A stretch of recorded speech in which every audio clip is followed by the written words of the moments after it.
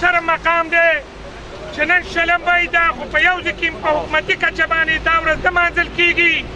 بل د دې کاروبار سره کم از کم 14 لکه پښتانه وګړي چې کومه دی دا تعلق لري خو نن هم د دې خلکو په ژوند کې ډېر غټ مشکلات دي په خصوصي توګه زمونږ چې څومره بي کیپر دي مچو پالونکي دي هغوی ته هغه رنګې معاوضه نه میلاویږي هغوی ته هغه رنګې ریټونه نه میلاویږي هغوی په ځنګلو کې پراته دي هغوی ته تحفظ نشته دی بسم الله الرحمن الرحیم ډیره بختوره ورځ ده او زه خو ډیر په دې باندې ځکه خوشحاله یم چې د دې ورکوټي مچۍ د افادیت او د فایدې نه دا خلک من خبر کو او هغې خبره مطلب دا دی چې د دې مچۍ د وجې نه دا ټول انسانیت ژوندی دی که دا پولینیټر د دنیا نه ختم شي نو د دنیا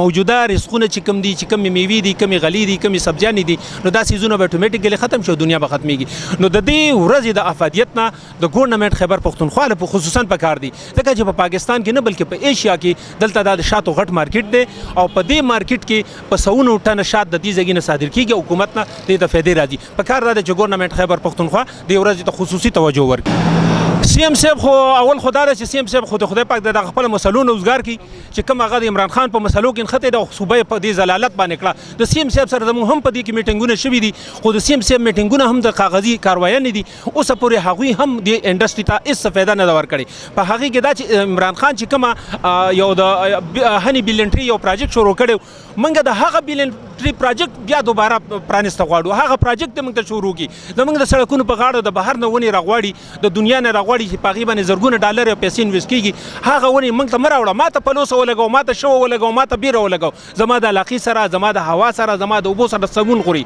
او دغه زموږ دپاره د فایدې خبرې دي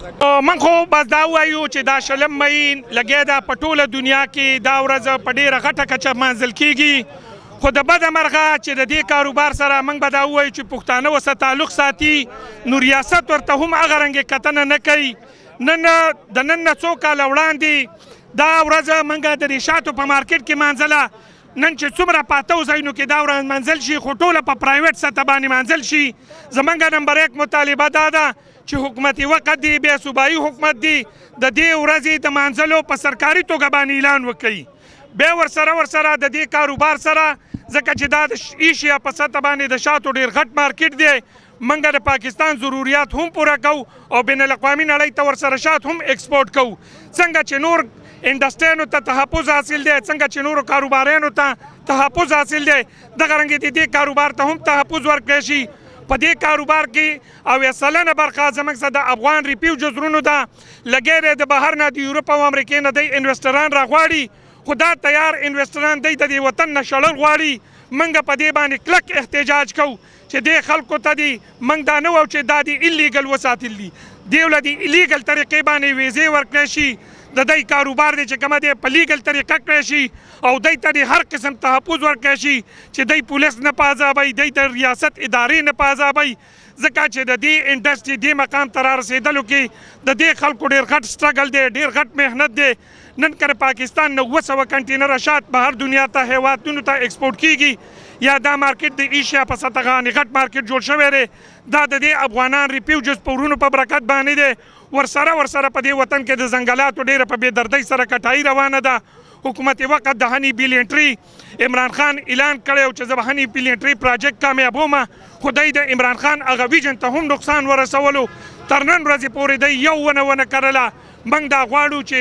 بی پلورا نرسرۍ دي جوړې کړی شي او هغه ونه دي وکرل شي چې کم د شاتو پیداوار سیوا کوي ورسره د دې مارکیټ د کوالټۍ د بهتر کېدلو لپاره دلته ټریننګونه ورکړی شي موږ له د نورې منډیانې تلاش کړی شي ډېره زبردسته خبره ده لکه څنګه چې زموږ علما حضرات لګیا دي او هغه په هره جمعه په هر مجلس کې دا وینا کوي چې موږ د یورپ او د امریکې د برینډونو نه موږ په کار دا چې انکاري شو خو په کار دا چې د هغې موږ متبادل هم جوړ کړو زموږ د مارکیټ ورونو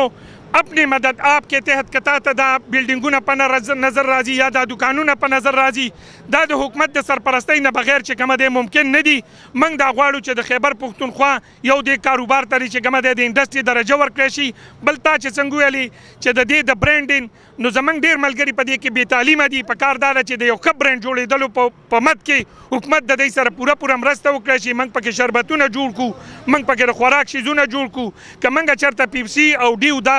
د اسرائیلو مصنوعاتو بایکاټ کوو نو د هغې متبادل موږ له هم تیارول پکار دي او هغه زموږ سره شات چې کومه دی دا ډېر یو بهترین شی دی. وزیر اعلی صاحب نه خو موږ دا مطالبه کوو چې دا د ایشیا په ساته یو غټه منډۍ ده، خو تر نن ورځې پورې دې مارکیټ ته دې منډۍ ته یو حکومتي چارواکی رانلو. په کار دا دی چې د دې نننۍ ورځې په مناسبت سره په دې پروګرام کې زموږ سره 90% برخه چې کومه دی دا د سرکاري چارواکو وي، خو زموږ د هغوی نه ډېر غټ چې کومه دی بالکل د دې صوبې لګی دی منرل خرڅیږي، د دې صوبې معدنیات خرڅیږي. په دې صوبه کې د کرپشن چې کومه دی انتها ته ورسېدلو، تاجران پکې خفه دي. تر نن ورځې پورې دی د تاجرانو څخه کې نه ناستل. زموږ ته ګیله ده د افغانستان سره چې څومره زموږ تجارتي لارې دي هغه د نواپاس نه واله تر خرلاچي پورې یا د سپین بولدکه پورې دا په فوري توګه کلاول غواړي او زموږ چې څومره افغانان رونه دي دوی ته په لیګل طریقې سره د 15 کالو ویزې ورکړی شي، ځکه چې په دې انډسټري کې د دې خلکو ډېر غټ تعاون دی، مرسته ده او موږ ته په دې صوبه کې د ځنګلاتو نرسریانې جوړې کړی شي، خاص کر د بی پلورا. فیډرل گورنمنٹ او صوبایي حکومت بالکل اس قسمه تعاون په دې کې نشته دی. موږ ته ډېرې زیاتې مسلې دي، صرف میټینګونه دي چې زموږ په خیبر پښتونخوا کې شروع دي. وزیر اعلی خیبر پښتونخوا علي امین ګنډاپور صاحب سره زما ملاقات شوی دی، عبدالکریم صاحب سره زموږ ملاقات شوی دی، گورنر سره زموږ ملاقاتونه شوي دي، خو تش ملاقاتونه دي. هېڅ قسمه اوسه پورې یو کار باندې کاروایي نه ده شوې چې زموږ هغه کار موږ ورته دوی ته مخې ته یو شی ایښی وي او هغه دوی موږ له کړی وي. صرف بس کاغذي کاروایانې دي، لیټرې دي، موږ له راځي او موږ پروګرامونه دي اټینډ کوي. موږ ورته دا وایو چې تاسو نرسریانې موږ دپاره جوړې کړئ، د فلورا والا چې کوم د نیکټر پکې وي شات وي پکې هغه بوټي موږ ته انسټال کړئ، د هغې غټې غټې نرسریانې موږ ته جوړې کړئ چې مچو والا ته دا کار کې کامیابۍ طرف ته مخکې موږ په دې باندې لاړ شو. خو نه موږ ته یو بوټی لګېدلی دی، مخکې چې څومره د عمران خان په وخت کې بوټي لګېدلي دي، یا پاپولر لګېدلی دی، یا توت لګېدلی دی، یا بیګیاڼه لګېدلی دی، هم په داسې علاقو کې لګېدلي دي چې واپس وچې شوي دي. موږ ته پلوسا، بیره، لاچي داسې قسمه بوټي موږ ته پکار دي چې هغه زموږ د شاتو په کاروبار کې موږ ته مفید وي او موږ ته هغې نه ملو شي. هغه خو موږ ته وویل چې اوس